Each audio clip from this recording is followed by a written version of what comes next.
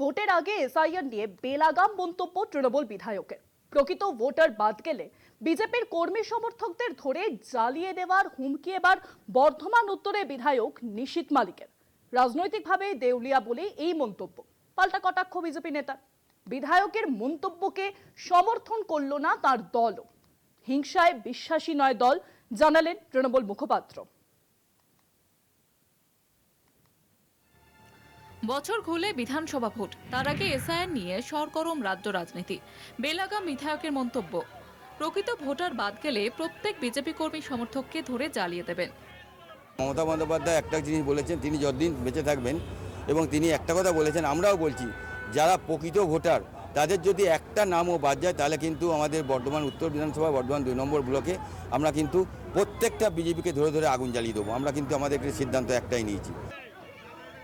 বর্ধমান 2 নম্বর block তৃণমূলের ডাকে প্রকৃত ভোটারের ভোটাধিকার রক্ষার দাবিতে উল্লাস থেকে ঘোর দৌড় চটি অবধি এক বিরাট মিছিল হয়। সেখানে সংবাদ মাধ্যমকে কথা বলেন বর্ধমান উত্তরের বিধায়ক নিশীথ মালিক। এই নিয়ে বিধায়ককে পাল্টা আক্রমণ বিজেপির। দেখুন, এইসব বক্তব্য মানুষ তখনই রাখে যখন রাজনৈতিকভাবে কেউ পুরোপুরি দেউলিয়া হয়ে যায়, যখন রাজনৈতিকভাবে লড়াই করার কোনো ক্ষমতাই থাকে না, তখন এইসব ভয়, এইসব ভীতি দেখানোর চেষ্টা করে। কিন্তু একটা জিনিস পরিষ্কারভাবে বলে রাখা ভালো, যে ভয় ভীতি যাই দেখান, এসআইআর যখন শুরু হবে, বেশি বাড়াবাড়ি করলে কেন্দ্রীয় বাহিনী এমন ধোলাই দেবে, তখন আগুন জ্বালানো তো দূরের কথা, আগুনটা নিজের কোথায় ধরবে তখন সেটা খুঁজে পাবে না, তখন আগুন নেভানোর বন্দোবস্ত করতে ব্যস্ত থাকবে। বিধায়কের এই মন্তব্যের সঙ্গে একমত নয় দল হিংসাকে সমর্থন করে না, প্রতিবাদ হবে সাংবিধানিক উপায়ে, জানালেন তৃণমূল মুখপাত্র অরূপ চক্রবর্তী। বৈধ ভোটারকে বাদ দিয়ে দেওয়ার পরিকল্পনা করেছে বিজেপি এবং নির্বাচন কমিশন, কিন্তু তার যে মন্তব্য, সেই মন্তব্য অনভিপ্রেত। তৃণমূল কংগ্রেস হিংসার রাজনীতিকে বিশ্বাস করে না। মমতা বন্দ্যোপাধ্যায়, অভিষেক বন্দ্যোপাধ্যায় প্রথম দিন থেকে বলেছেন যে এসআইআর এর বিরুদ্ধে তৃণমূল কংগ্রেস গণতান্ত্রিকভাবে লড়াই করে। গণতান্ত্রিকভাবে লড়াই করা মানে জ্বালিয়ে দেওয়া নয়।